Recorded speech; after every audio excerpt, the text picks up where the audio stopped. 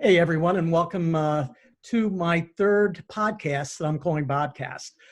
My guest today is Pete Durand, and I'm reading from your LinkedIn description. Pitch prophet, speaker, business leader, fitness guy, and I added genius marketer. I should put that in there. And that'll explain a little bit about why I wanted you to come talk to us today.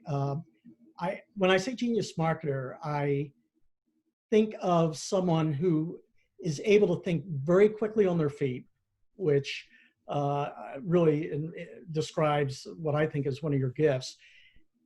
But probably more importantly is you can see the market. You can take information, not a whole heck of a lot of information, from an entrepreneur or a business person who's dealing with an issue, and like in rapid fire succession, without any pride of ownership to any one of them, you can just give idea after idea after idea after idea. And I think that's a gift that you've got, and it's a gift I think that is needed more now than ever. Well, I appreciate that. For those that are maybe new to the BO�cast, Bob and I have had the pleasure of working with a volunteer organization to help entrepreneurs get their business off the ground. So we have the better end of the deal. We have the pleasure of sitting with there's 15 people in a class who are all very creative, energetic, very different ideas. And they may not have a background in marketing. They're experts in what they want to do. They're passionate about it, but understanding how to position that to someone may not be their strong suit. So that's where we're trying to help them out. And I think I've been very fortunate in the sense that I have a lot of scars, a lot of deep scars. So I think more than anything, we're trying to keep them from stepping in the same potholes that we did when we're having these discussions. And I told a story in the class about how I did one of my, and I was experienced at this point, by the way. This wasn't my first one. I did an elevator pitch in front of a bunch of guys, but it was the first business I started myself, right? So it was my passion, it was my baby. And I had 40 years of stuff in my head that I was trying to get across to these investors in 5 minutes. And my partner looked at me after the first 3 and said, "Dude, you suck." and I said, "You're right. I do. I couldn't figure out how to wrap." We hadn't taken the time to develop a concise elevator pitch, a cascading message beyond that. Like we didn't get permission to explain what we did. We never even got that permission, right? We never got there. So we did 65 iterations of that deck in the next 2 weeks, 65. And I showed them to anyone who would listen. I wasn't worried about people stealing my idea. And I was blessed. Out of the 20 people I showed, probably 2 or 3 took the time to really go through it and were harsh. Their feedback was very pointed. But it caused me to realize I need to think very differently if I'm going to do this again. So when people took the time to help me, I'm more than happy for the two of us to do that kind of thing as well. And I can't golf. There's a lot of things I can't do, but apparently I can BS pretty quickly. Given the two, I think I'd rather do what we're doing and not the other. So here's something, you just said something that really struck me. I've only known you for 2 years, and I've gotten to see, observe, play with this just really polished, sharp speaker, and really compelling speaker. And you just shared a story where you really sucked. Yeah. So the question I have is, did you really suck? And what did you learn along the way to literally end up where you are today? So I did really suck. As I was talking, I could see the person I was trying to connect with eyes glaze over. Like they're like, "You lost me in 5 minutes." So I did really suck. And speed dating is a lot more prevalent than it used to be, right? I mean, I had 5 minutes, and people get so nervous when they have 5 minutes. So what I've learned along the way is I do not have to. In fact, the best presentations are the ones where you do the least amount of talking. So I'm a talker, but I've learned that I talk when necessary. So I ask a lot more questions than I answer. And I think that's what I've learned. And I've actually coined this phrase called the cascading question model. And that's what I use. Yeah. So the elevator pitch for me is a way to tee up the first question. So what I focus on very much is the what, the who, and the why. Those are the first things I capture in an elevator pitch. What am I doing? Who's it for? And why do they care? If I can't convey those in 2 to 3 sentences, there's no permission granted to go further. Yeah. So I think that's what I've learned. The how is where everybody typically stumbles. They want to get to the how right away because it's their differentiator, right? So I think the biggest thing I've learned is people don't necessarily care about how. They just want to know why it matters to them. And once that clicks, they go, okay, I've connected. Now tell me how or why it's better. And I've learned to save that for later, for lack of a better term. Yeah. Yeah. I want to come back to this whole notion of a pitch being more of a conversation. But you just said something that I've got to ask this. Sure. I think anyone who's watching this, we have all sucked at one point or another. We've sat across from one person, a group, or an audience, and we've literally seen the glaze come down. And then all of a sudden, I'm sweating like you wouldn't believe. My mouth is going, but I have no sense of what the hell I'm saying. Matter of fact, it sounds like another person. And I'm just there for the ride. How do you recover from that? Do you recover from it? There have been times when I've recovered. There have been times where I have not. Those were earlier. I think for me, if I sense that either I'm not connecting or I'm having an off day, and I have off days, right? You walk into a meeting, you've got things in your head that are personal, or something could have happened, and that can throw your game off. What I have found is if I recognize that I'm not connecting with the audience, I stop. I stop the whole meeting, and I do it in a very pronounced way. I'll stop, put my hands on the table, or if I'm on a video call. And I've done this with when I've been on calls with some of my teammates who I'm mentoring on the way they present. And I've stopped and I've said, Ted, I don't believe we're connecting here at all. And it's probably me. I'm missing something. So why don't you tell me what problem you need solved and potentially how you think we can help because you took the meeting. And let's restart. And first of all, that humanity, I think the fact that you admitted, hey, this isn't working, helps, relaxes the room, and decompresses it. And then it allows me to feed off what they're about to say. What they're about to say is very important. How they say it is less important. But what they're about to say will help me readjust the conversation. And if you know your material well, and most of the people we talk to know it well, you can be free. There's lanes you can stay in. People are very nervous about going off their pitch or off their slide deck. I hate slide decks for the most part. I mean, they're relevant in these things, right? A visual to describe something is more important than it used to be. But even this is natural, just having a discussion. So I think the biggest thing is just stop, take a deep breath, reset the meeting. And then, by the way, everybody else is probably at that point uncomfortable too. So when you reset the meeting, everybody gets a chance to go, oh, I don't have to watch this guy just impale himself for the next 30 minutes. It feels better when people take a deep breath. I'm just laughing because I've been on both sides of that. And when someone pierces the moment with that honesty, it's like you could see the heat and the pressure just released from the room. So I think that's great advice. So I want to talk about your side hustles, if you don't mind. And, sure. And then eventually I want to get around to, this is my third BO𐐒cast. So all of my BO𐐒casts. I'm honored. Yeah, for now you are.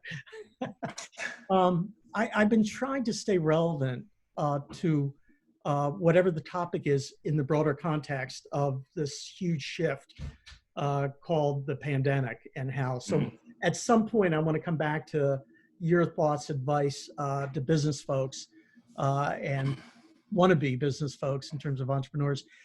But why don't you tell us a little bit about the pitch profit? And you've taught me that, as a business person, you have to think of what problem you're solving. So why don't you start there? Tell us a little bit about your business and the problem that you're solving for the world. So it's funny you talk about the pandemic, and I think Pitch Profit has morphed a bit because of that. I started it, and I think you and a couple other folks were even involved in helping me try to figure out how to name the thing. We went through a naming process in our class, right? So simply put, I've always enjoyed doing presentations. So I've probably given thousands of them. I've raised over $150 million in venture and private equity and debt. And that is literally sitting in front of people and begging them for money and convincing them what you're doing is worth investing in. And that's the ultimate sales pitch in my mind, is somebody giving you money and trusting you with it to do something well with it. I've been good with that and bad with that. I've had successes and failures along as well. I mean, the venture-backed community it's a risky business. So I've done a lot of sales presentations and marketing presentations, but I've never thought of it as a product or as a service. And when we did this class for Launch Carry, I think you and I both started to watch some strange things happen, right? So 15 people are giving me their pitch in 5 minutes, and for some reason I could naturally just process it and then give it back to them and say, here's how you need to do this. And a lot of times it was completely different. Totally different. Right. And I enjoyed it, first of all. People started filming them. They put their camera up and they started filming these in class. And then they would send me messages and say, you should be doing this for a living. So, it's like the burning bush. I'm looking at the burning bush thinking, are you the burning bush? It's the burning bush. I probably should do this for a living. So I sat down and framed out how I would do it, developed a methodology, went to a couple of people in class and said, I'll do this for you for free. Let me try it. It worked. And then, decided on the name, bought the URL and built a business and launched the website, and it's live, and I'm generating some business, and I'm excited about it. I like it. I can do it on nights and weekends. My current employer is aware of it and supportive, and they said, you've got a passion. We'll back you up 100%. It's pivoted a bit now. We use pivot a lot in class. Yeah, we're heading into this pandemic discussion. What I've realized is more people are doing this, and there are people that have quickly had to get comfortable with it. Meetings are easy to do over this kind of thing. If you've got a good moderator, somebody's running, it's easy to have a conversation. It's no different than sitting in the office. Doing a sales call with a customer this way is new. If you can't sit in front of them and read their body language, even over this, you can kind of see it. But if you've got a slide up, everybody's images are very small on the right-hand side. Yeah. So you're guessing. And I think helping executives, business leaders, investors put their best foot forward, right? Train their CEOs, their sales leaders, their salespeople to know how to deliver something like this online is a new skill. And it's a gap that I want to fill. So I'm trying to help customers and companies understand that you need to do this right. Yeah. You don't want the people on the other end of this call going, oh, really? And we see them. I mean, even I was on a call yesterday where the person running the call was just not listening. The customer clearly stated what they were looking for 3 times, and the person running the call blatantly did not listen. And asked the same 3 questions 3 different ways. And the customer actually stopped and said, are you not listening? Wow. That's the kiss of death on a phone call. So your ability to present information and then get some sort of feedback that is registered is very important. And sometimes it has to be what we did earlier, which is, hey, Bob, did that make sense? Yeah. Right. I've got to stop and ask you so that you have the opportunity to let me know it did or it didn't. And then I've got to shut up and listen to you. Right. I just do. I heard a quote, and I want to go into this conversation. A pitch is a conversation. I'm not even sure who said it, but the quote is, no one ever listened their way out of a job. Never. And so if I think about a sale, this whole point about listening, I've always had this mindset that a pitch is like a formula, like a template, that is like a paragraph, put in the name of your business here, the problem you're solving, and then memorize it so you can just be able to say it verbatim. Right. I don't see that as being your methodology. Maybe it is, but this whole notion of a conversation as opposed to kind of an auto response, pitch. So the word template actually is an interesting choice of words. In a sense, it is a template. Okay. So you develop building blocks, but then you have to put them in different parts of your brain and only go after them when needed. So what I've tried to do in most situations, and by the way, I need to be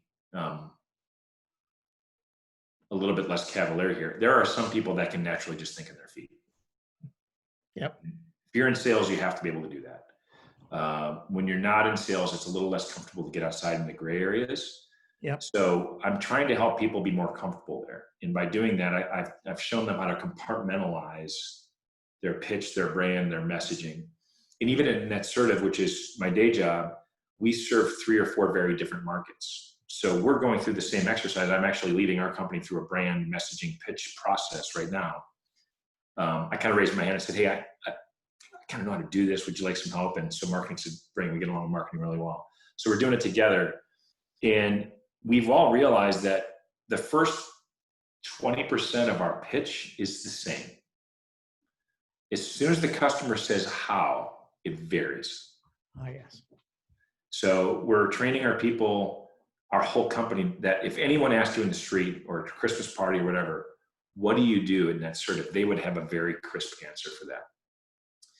And then you could follow up and say, hey, Bob, so tell me what your company does. Well, I'm an automotive dealer. Well, great. Let me tell you how we help you. Yeah.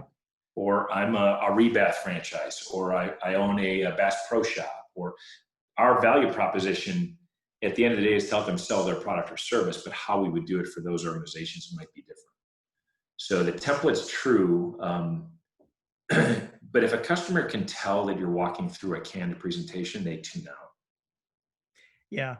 When I said kind of a template, kind of a formulaic, that you really help distinguish that, because I get it. You want to have everyone at least on message as far as the brand, but literally it then becomes a conversation. Yeah, and if you've filled the holes or the boxes in the template, you have more confidence in bouncing around a bit. Yeah. At the end of the day, you have to solve the customer's problem. Sometimes you can't. Sometimes the best thing to tell the customer is, we're not the right fit. Shocking. Right? It's so, my son's in sales, and one time we were in the car driving back from a ski trip, and he's a salesperson, so he's working the phone. And so, yeah, I started listening to him, and it was the first connection with the potential customer. Mm-hmm. And about 15 minutes probably into it, he said, you know what, given what you've described is your business model, we're probably not the right vendor for you. And my ears perked up, and he gets off the phone. I'm like, what the are you doing? But as you say, that's pretty critical. Well, here's what's happening. That potential customer may go to a different company someday and remember it. Yeah. Yeah. Instant credibility. What's even more is if you pull the progressive model and say, we're not the right vendor, but I know one that is, and I'll make an introduction. Wow. Okay. Now I've made 2 allies. So those connections tend to be very powerful. I think if you're in business long enough, you have relationships that surface from 10 years ago that become customers or partners or allies. One of the things I think is most important in a pitch or any sales process is to always be building bridges. Yeah. You may not cross that bridge at that particular point in time, but you're always building a bridge that can be crossed later. So, I think that can be challenging for some executives when sales doesn't feel like it's moving fast enough. Yeah. It's a volume game, right? We'll do thousands of pitches and hope that, tens or hundreds say yes. It's a very frustrating thing to be told no 90% of the time you're doing it. Yeah. Yeah. Yeah. What you just said, and I'm going to shift a little bit to the pandemic and how that's impacting business. I bet there are a lot of business relationships that are on pause or on hold. What are you seeing? So you look at the world, you know your own business, you're involved in other businesses. what would you say has been the biggest impact of the pandemic, other than the slowdown and the catastrophic effect on the business? You just said this is one, that this is Right. how people, this is the currency of communicating. What else are you seeing? It's interesting. My oldest son graduated from NC State last year, and he's in commercial real estate. So that world is feeling, and we've got some customers in that same space in commercial office furniture. So I think the way we work will be very different. I say that with this caveat: Americans have a short memory in some things, right? We adapt, we find a new normal, and we move on, and sometimes we forget. Yeah. Remember the deep things, but our inherent lifestyle is something we're all yearning to get back to. So as fast as the country can get back to going out or working together, they will do that, with some exceptions.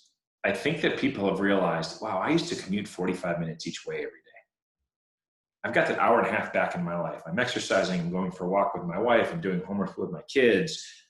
I'm still as productive as I was at work, but I've got some balance I never had before. Mm-hmm. So why would I want to go back to an office? There are other people who may live alone who are like, I can't wait to get back to work because that's my social circle. They thrive on it. So I think you're going to see a hybrid of people who really respond well by being in an interactive environment. You'll see people who respond well doing this. Mm-hmm. From a sales perspective, I believe we're 10 times more productive with this. And the reason is, if I wanted to go see a customer in person, I got to get on an airplane. I got to take, potentially half or a day to travel, depending where I'm going in the country, potentially an overnight visit. There's an Uber, there's dinner, there's a hotel, there's the airfare. There's a whole lot of cost associated with that for potentially an hour to a 90-minute meeting. Mm-hmm. Very often we'll show up and potentially in a healthcare system, healthcares can have crises, right? So I had to cancel this meeting as we were walking in the door 5 states away. I've lost a day and a half of productivity. If that happens 5 minutes before I get in that digital call like this, I got an hour back in my day. No big deal. And I can do 4 or 5 of these back to back all day long versus the productivity I didn't have before. And guess what? Customers find this pretty appealing because they're not running around trying to get a room or show up, or they can take this from anywhere. So I think you're going to see this become much more acceptable. This was still novel even 4 months ago. I mean, sure. It was still not, now it's not. Everyone does this now. The whole country's running this way. So it will make business easier. I think if you're in the travel business, the conference business, the large sporting event business, high-end restaurants where a lot of business meals are held, that's going to take some time to come back. It will, but it's going to be different. Yeah. Even when we're just having conversations about what it's going to be like in the office, how do we stay 6 feet from each other? Oh, yeah. I mean, that was actually a thought or a requirement. How would we do that? How would you go into a conference room? So they actually thought, well, we're going to go to the office and then sit on Zoom calls with people 45 feet away from us. So, well, I don't need to go in the office for that. No. So, I don't know. I think this is going to be much more commonplace. Every few years, office trends change, open concept, closed concept. Yeah. WeWorks, et cetera. So it's just going to evolve. So let me ask you this. If this is going to be the way we communicate going forward, there's this whole sense of having a presence, having a leadership presence, having a strong sales presence. And are there different skills that you're going to need, Sure. In terms of being good at this versus sitting across, you can't buy someone a drink over this. Yeah, in fact, I've had to get my arm around that because I like the presence aspect of it. Yeah. When I speak in public or I speak in a room, that's a big part of what I do is I work the room, I walk the room, I'm vocal, I change my my cantation, I change a lot of things about my physical presence. And that can be a huge advantage. That all goes away in this situation. So again, back to being able to, it's funny, I've watched even our team in that sort of evolve in the last 60 days. In the beginning, everybody was trying to figure out how to do this.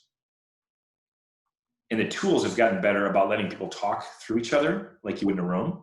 Yeah. Over the phone, it's hard, but on these, it's a little easier to see, oh, Bob's speaking now. I should probably stop and let Bob talk. So You can still use the same voice fluctuation, the pace of your voice. The pause is a very powerful thing. And the right visuals. I think the visuals have to be very simple and they have to pop, right? Very few words.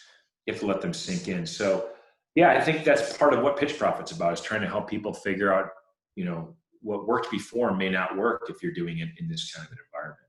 Okay. And there's some simple things. I don't think it's the end of the world, but there are some changes that need to be made. Let me ask you this. If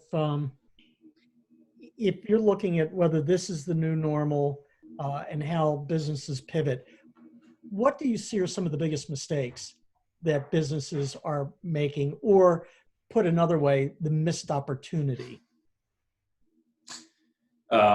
So I'll answer that two ways. One, I'll answer how businesses are thinking about reaching customers. Yeah. And then how they're handling their own employees and their work culture. So the first one, and by the way, we at NetSertive, we're a digital marketing agency, right? So we help, our value prop is we help large organizations reach customers where their dealers or agencies or resellers live, right? So in their markets. And that's a complex process. It takes a lot of time. A lot of customers have realized I have to blend that world. I have to blend the ability to walk into a store with the ability to purchase something online in a way I've never thought of before. If they're not thinking of that, they're missing. They're missing dramatically. Customers that had that thought process, we've worked with them, sailed right through this. They literally flipped a switch, shut a door, and all their business went right online, and they didn't miss a beat. In fact, it grew some of their business because it was easier. Yeah. So I think if you're not having a conversation, even if you're in a service business, how do I reach my customers digitally? You're missing, right? You could do, one of the people in our class is a home stager. Yep. She started doing virtual assessments online, right? The customer walked through the house with her camera and she was able to give them a quote without ever stepping foot in the home. Who would have imagined that 3 months ago? Right. So I think figuring out how to be in the forefront of this is important. This isn't going to change. It's going to continue to evolve. So I think if you're not thinking digitally, you're missing. And it sounds so, no kidding, Pete. Way to go. I feel like Captain Obvious. Yeah, but my own experience is I could see many people kind of that memory yarn going back to the way it was. Yep. Instead of saying, hey, this is really working. Worse yet, the rest of the world moves and you're still trying to go back. Hey, we had a plan. We were cruising through profitability in Q1. We had a really good plan. And then this hit punched us right in the face. Yeah. The whole market shifted underneath us. We're pretty nimble. We reacted pretty well, made some adjustments. We have an incredible account support team and account management team and and they really rallied around some customers and made some great changes. But I think the second part of the answer is, how are people treating their employees during this period of time? Wow. And this is the world you live in, Bob, right? It's culture, it's performance. If you don't have a completely open mind to how people are going to approach this going forward, you're going to miss out. There is no one size fits all office structure or culture anymore. Manufacturing needs to be done. People need to be in a plant to do that. They're figuring that out. Offices are different. We sit closer, we sit tighter. We're interacting a lot more than people are necessarily in a factory. So I think you just basically have to determine, we're going to have a hybrid approach, at least for the short term. Yep. For some people, it's going to be more easy to work at home, and we've proven they can do it, so that we can't use that as an excuse anymore. Yeah. Yeah. So the old butts and seats approach isn't going to work. I think you're going to see a blended workforce, and I'm all for it. I quite frankly find it extremely productive. My wife wants me the heck out of the house. The pets want you out. She said, you don't stop working. And she's right. You have to figure out how to turn it off. She goes, that laptop is like bolted to your hip. It's like a big BlackBerry pouch with my laptop, right? You wore a BlackBerry pouch. I know you did. I did as well. I know. It was a sign of pride, man. It was. I made it, baby. Hey, I think my kids were too young to remember, but at the age they were now, they would have hated me. Yeah. Well, the big BlackBerry thing replaced like the pencil protector. It did. It was a badge of honor. So I have one more question, and then I'll open it up to anything else you want to add. Whether I'm someone who took the class, so a sole entrepreneur, or whether I'm someone in a company like yours, what's the most important conversation we should be having with our customers right now? I think the most important conversation would be how has your customer communications changed, right? So if you think about your standard go-to-market, whether it's traditional media, traditional sales organization, what your competition is doing, that would be the question. How are you talking with your customers? Because it's changed. So either that dialogue stayed constant or it went up or it went down. You have to think about what that means. Yeah. So I think, and by the way, all bets are off. You cannot have a preconceived notion what this is going to look like going forward. So I think as long as they go into the room with a clean sheet of paper, a clean whiteboard, or a clean, Zoom call or GoToMeeting, you have to say what needs to be different going forward and brainstorm and ask some customers. Yeah. Hey, would this be okay for our account calls? If I didn't come see you once a quarter, we just did this, would that be all right? They're probably going to go, yeah. So I just think how you interact with your clients are probably the biggest things you need to figure out. It's going to be different. You need to have a plan for it. Okay, cool. That's helpful. I was asking that as much for myself as anyone doing this. So typically at the end of a job interview, I ask the person, the candidate, I'm not the best interviewer. Is there anything you want to share with me that because of my inadequacies, I didn't ask the right question? Is there anything that you'd like to share about your business or about anything that you were thinking about in general prior to us getting together? You know what? I got to hand it to you. You're a natural moderator. So the pace was good. The questions were good. I don't have anything that would add any value, put it this way. I've talked enough. Okay, great. I think I just appreciate it. And I'm curious to hear and see how your BO𐐒cast continue to evolve and watch the next guest. Oh, I appreciate that. I might as well ask now. I mean, at some time in the future, would you consider coming back? Absolutely. I've enjoyed it. Well, cool. Excellent. Well, look, you have a great rest of the day. And thanks for coming out. This is, I think, really helpful. So I appreciate it, Bob. These are great. Please keep it up. And congratulations for you because you've pivoted your business and now you're doing video blogs. I mean, yeah, that's fantastic. Keep it up. Great. Hey, thanks a lot, Pete. All right. Take care, Bob. Thanks. See ya.